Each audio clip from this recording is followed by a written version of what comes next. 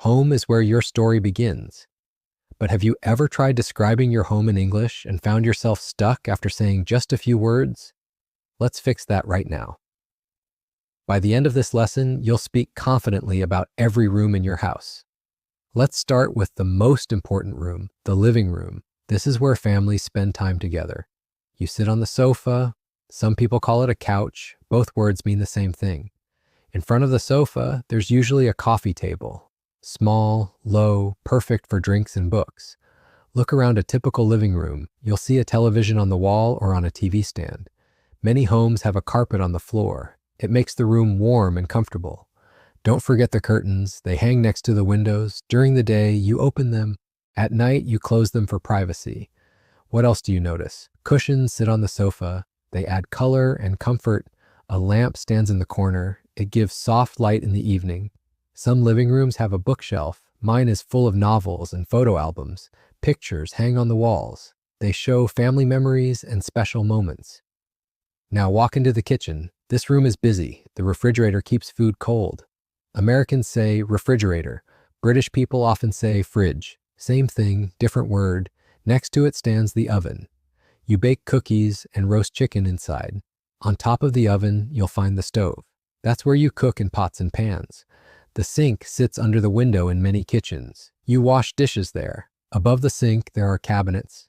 They store plates, cups, and glasses. Below the counter, you'll find more cabinets. These hold pots, pans, and cooking tools. The microwave sits on the counter. Quick meals happen here. Every kitchen needs a cutting board. You chop vegetables on it. A knife block holds sharp knives safely. The toaster makes breakfast easy. Bread goes in, toast comes out. Some kitchens have a dishwasher. It cleans dishes automatically. Very convenient. Let's move upstairs to the bedroom. The bed dominates this space. It has a mattress, pillows, and a blanket. In winter, you might add a thick duvet. That's a soft, warm cover filled with feathers or other material. Next to the bed sits a nightstand. Some people call it a bedside table. A small lamp sits on top. You read before sleeping. The wardrobe stores your clothes. You hang shirts, dresses, and jackets inside. Some bedrooms have a dresser instead. That's a chest with drawers. You fold clothes and put them inside. A mirror hangs on the wall. You check your appearance before leaving. The bathroom comes next. The toilet, the sink, and the shower are essential. Some homes have a bathtub too. You can take long, relaxing baths. The mirror above the sink is usually large. The medicine cabinet hangs nearby. It stores toothpaste, soap, and other items. Towels hang on towel racks. One for your body, one for your hands. The shower curtain keeps water inside the shower. Soap, shampoo, and conditioner sit on a shelf. A bath mat lies on the floor. It soaks up water and prevents slippings. But there's one more room we haven't explored yet. It's smaller than the others, but you use it constantly throughout the day. Most people don't realize how much vocabulary connects to this space. That room is the laundry room. You wash dirty clothes here. The washing machine does most of the work.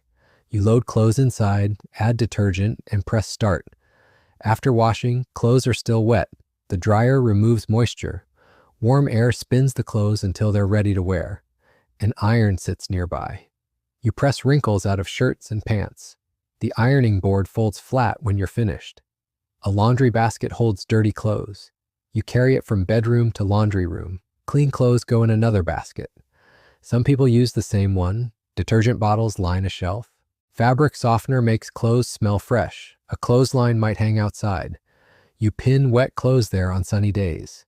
Natural drying saves energy.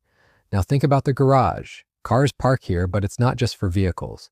Tools hang on the wall. A hammer, screwdriver, and wrench are basics. The workbench provides space for projects. You fix things here. Shelves store paint cans, old boxes, and seasonal items. The lawnmower sits in the corner. You cut grass with it during summer. A ladder leans against the wall. You climb it to reach high places. Bicycles might hang from hooks. Garden supplies gather near the door. Let's step outside to the garden. The grass needs regular cutting. Flowers grow in beds along the fence. That wooden or metal barrier marks your property line. A path made of stones leads to the door. The mailbox stands near the street. Letters and packages arrive there daily. Some gardens have a shed. It's a small building for storing tools. The hose coils next to the house. You water plants during dry weather. Walk back inside to the hallway. This connects all the rooms. Coats hang on hooks near the entrance. Shoes line up below. A small table holds keys and mail. The staircase leads to upper floors. Each step is called a stair. The handrail helps you balance while climbing. Pictures line the hallway walls. They make the space feel personal. One final space deserves mention. The home office has become essential. A desk sits against the wall. Your computer rests on top.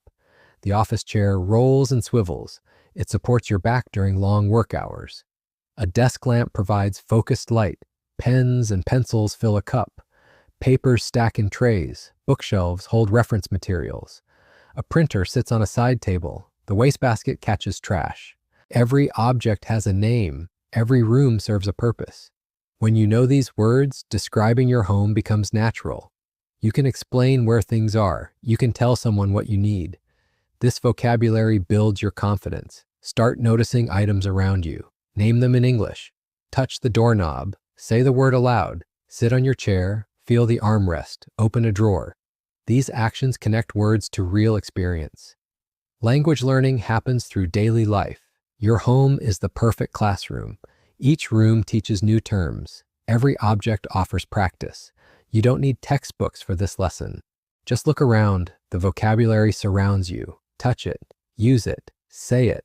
That's how words become permanent. Next time someone asks about your living space, you'll have exact words ready. No more searching for translations. The English flows naturally because you've lived it. The words you learn today aren't just vocabulary, they're tools for real conversations. Tomorrow morning, name 5 things you see before breakfast. Next week, describe your bedroom to a friend. Small steps create big changes. Your home just became your personal English teacher. Every room holds a lesson. Every object offers practice. Now you're ready to talk about where you live with clarity and confidence.